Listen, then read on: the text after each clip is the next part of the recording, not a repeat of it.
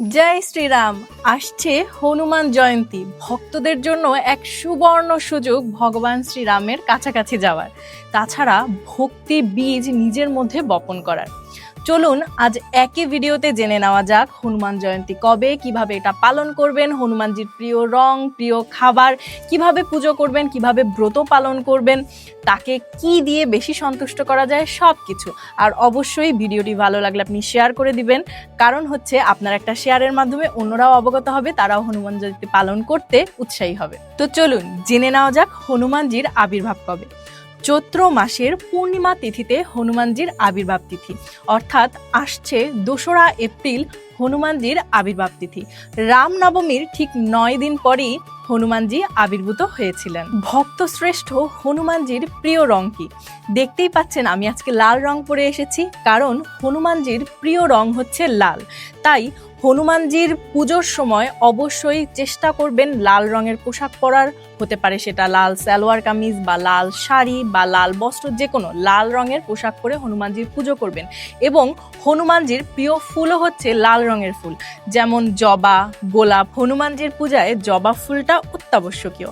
তাই যে ধরনের লাল ফুল আপনার পরিচিত আছে বা আপনার হাতের কাছে থাকবে, সেই ধরনের লাল ফুল দিয়েই হনুমানজির পুজো করবেন। এরপর যাই হনুমানজির প্রিয় খাবার কি।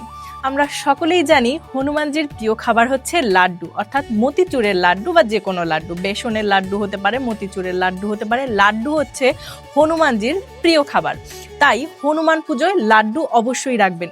এছাড়া হনুমানজির আর একটা প্রিয় খাবার হচ্ছে, আপনি আগের দিন রাতে ছোলা ভিজিয়ে রাখবেন। সেই ছোলাটা, কাঁচা ছোলাটা যখন নরম হয়ে যাবে, সেই ছোলাটাই আখের গুড় দিয়ে আপনি হনুমানজিকে অর্পণ করতে পারেন। হনুমানজির এটাও খুব প্রিয় খাবার। আর হনুমান পুজোর সময় যে কোনো 5টি ফল বা 7টি ফল আপনারা অর্পণ করবেন, তবে ফলগুলো কাটবেন না, আস্তে আস্তেই অর্পণ করবেন। হনুমানজিকে যেখানে আপনারা স্থাপন করবেন, হনুমানজির চিত্রপট বা বিগ্রহ যাই হোক, সেই জায়গাটাও অবশ্যই লাল রঙের কাপড় বিছিয়ে নেবেন। এরপর আসি আর একটা জনপ্রিয় প্রশ্নে। অনেকেই আমাকে প্রশ্ন করেন যে মাতাজিরা কি হনুমান পূজা করতে পারে? কারণ হনুমানজি তো ব্রহ্মচারী, তবে হনুমানজিকে কি স্পর্শ করা যায়? যেহেতু হনুমানজি ব্রহ্মচারী, তাই বিগ্রহ, যদি আপনি কোনো মন্দিরে যান পুজো দিতে, সেক্ষেত্রে বিগ্রহ হনুমানজিকে স্পর্শ করতে পারবেন না। এবার আপনি যখন গৃহে বসে পুজো করবেন বা ব্রত পালন করবেন, অবশ্যই আপনি চিত্রপট স্পর্শ করতে পারেন এবং যথাস্থানে যেভাবে রাখতে হবে বা যেভাবে ব্রত পালন করতে হবে করতে পারেন। কিন্তু মাতাজিরা কখনোই, মানে পঞ্চাঙ্গে আমরা যে প্রণামটা করি, পুরুষরা সাধারণত ষষ্ঠাঙ্গে প্রণাম করে, আর আমরা যেভাবে প্রণাম করি বুট হয়ে আর কি, মাথা নিচে দিয়ে, এটাকে বলা হয় পঞ্চাঙ্গে। তো এই পঞ্চাঙ্গে প্রণাম করা যায় না, কারণ হনুমানজি মাতাজিদের ভীষণ সম্মান করতেন এবং তিনি সকলকে নিজের মায়ের স্থানে রাখতেন। তাই তিনি কখনো মাতাজিদের কাছ থেকে প্রণাম গ্রহণ করতেন না। এই কারণে যখন আপনার ব্রত পালন করবেন, আপনারা দূর থেকে দাঁড়িয়ে হাতের উপর এভাবে প্রণাম করবেন। হনুমানজির পুজোয় আরেকটি আবশ্যকীয় জিনিস হচ্ছে সিঁদুর এবং চামেলি তেল। হনুমানজির প্রিয় হচ্ছে কমলা রঙের সিঁদুর, যা কমলা রঙের সিঁদুর বা ওটাকে মেটে সিঁদুরও বলা হয়, কিন্তু এই কমলা রঙের সিঁদুরটাই হচ্ছে হনুমানজির প্রিয়। এবং চামেলি তেল হনুমানজি ভীষণ পছন্দ করে, তাই চামেলি তেল দিয়ে সিঁদুর গুলে সেটা তিলক আকৃতি করে আপনি হনুমানজিকে পরাতে পারেন। এবং এই চামেলি তেল দিয়ে আপনি প্রদীপ জ্বালাতে পারেন, প্রদীপ জ্বালিয়ে হনুমানজির পুজোয় ব্যবহার করবেন, এতে হনুমানজি ভীষণ সন্তুষ্ট হন। এছাড়া হনুমানজির আরেকটি পছন্দের জিনিস হচ্ছে মিষ্টি পান। হনুমান মিষ্টি পান খেতে খুবই পছন্দ করতেন। আপনি পানের সঙ্গে একটু এলাচ, একটু লবঙ্গ দিয়ে খিল্লি করে হনুমানজিকে নিবেদন করতে পারেন, সাথে একটি মিষ্টি দিতে পারেন। এছাড়া ওই যে খিল্লিটা আপনি করলেন লবঙ্গ এবং এলাচ দিয়ে, ওর মধ্যেও একটু মিষ্টি দিতে পারেন। মিষ্টি, লবঙ্গ, এলাচ সহযোগে পান খেতে হনুমানজি খুবই পছন্দ করতেন, তাই হনুমান পুজোয় বিশেষ করে মিষ্টি পান ব্যবহার করা হয়। আর একটা প্রশ্ন সকলেই আমাকে করেন, সেটা হচ্ছে তুলসী পত্র নিবেদন করা যায় কিনা, বা তুলসীর মালা কিভাবে হনুমানজিকে পরানো যায়।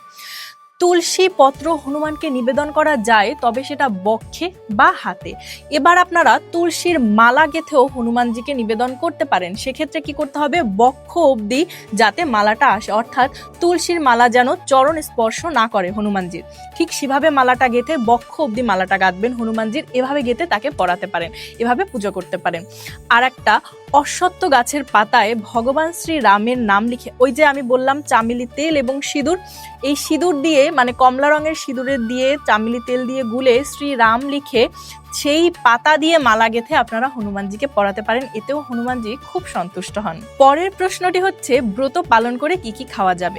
আমি এখানে পুজোর সময়সূচি দিয়ে দিচ্ছি, অর্থাৎ পূর্ণিমা কখন থেকে শুরু হবে এবং কখন শেষ হবে। এই যে পূর্ণিমা থাকবে এই সময়ের মধ্যেই পুজো করতে হবে বা ব্রত পালন করতে হবে। পুজো সম্পন্ন করে তারপর আপনারা অবশ্যই নিরামিষ গ্রহণ করবেন এবং আগের দিনও আমরা অন্যান্য ব্রতের মতোই নিরামিষ গ্রহণ করব এবং সংযম পালন করব। এবার পূর্ণিমা তিথি শুরু হচ্ছে 1 তারিখে। তাহলে অনেকেরই প্রশ্ন থাকবে যে 1 তারিখে কেন আমরা পালন করছি না, 1 তারিখে কেন ব্রত করব না। কারণ হচ্ছে অনেকেই জেনে থাকবেন যে সূর্যদেব যে তিথি নিয়ে উদিত হন ওই দিনটিকে সেই তিথি হিসেবেই গণ্য করা হয়।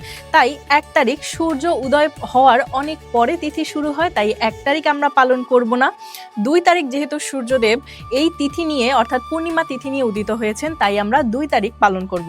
2 তারিখ যতক্ষণ পূর্ণিমা তিথি থাকবে তার মধ্যে আমরা হনুমান পুজো করব এবং ব্রত পালন করব। পুজো কখন করতে হবে আমি অবশ্যই স্ক্রিনে দিয়ে দিব এবং প্রণাম মন্ত্র, হনুমানজিকে ফুল নিবেদন মন্ত্র আমি দিয়ে দিব। এরপর হনুমান ব্রত পালন আমরা কেন করব, হনুমান ব্রত পালন করলে কি হয়। হনুমানজি শ্রীরামের শ্রেষ্ঠ ভক্ত ছিলেন, তাই হনুমান ব্রত পালন করলে ভগবান শ্রীরাম সন্তুষ্ট হন। যারা হনুমান চালিসা পাঠ করেন তারা হয়তো জানবেন যে হনুমানজি সন্তুষ্ট হলে ভগবান শ্রীরাম সন্তুষ্ট হন। তার কারণ হচ্ছে ভগবান আগেই ঘোষণা করে দিয়েছেন যে আমা হতে আমার নাম বড়, নাম হতে আমার ভক্ত বড়। তাই ভক্তের সন্তুষ্টি বিধান করতে পারলেই ভগবান সন্তুষ্ট হন। এছাড়া হনুমানজির পুজো করলে আমাদের যে নবগ্রহ রয়েছে এই নবগ্রহ আমাদের পক্ষে থাকে এবং তারাও সন্তুষ্ট হন। এই যে শনিদেব বা শনিদেব থেকে শুরু করে সূর্যদেব সকলের সাথেই হনুমানজির এক বিশেষ কানেকশন রয়েছে। তাই হনুমানজির পুজো করলে বা হনুমান ব্রত পালন করলে এই নবগ্রহ আমাদের সন্তুষ্ট থাকে এবং আমাদের পক্ষে থাকে।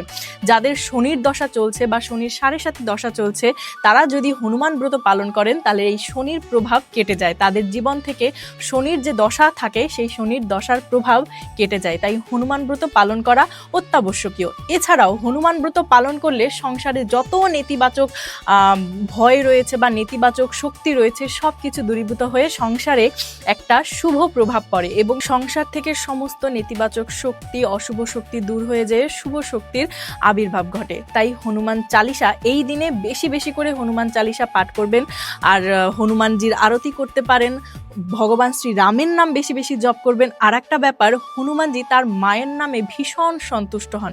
যে তার মায়ের নাম উচ্চারণ করে হনুমানজির সঙ্গে সঙ্গে সেখানে প্রকট হয়ে যান এবং তাকে আশীর্বাদ করেন।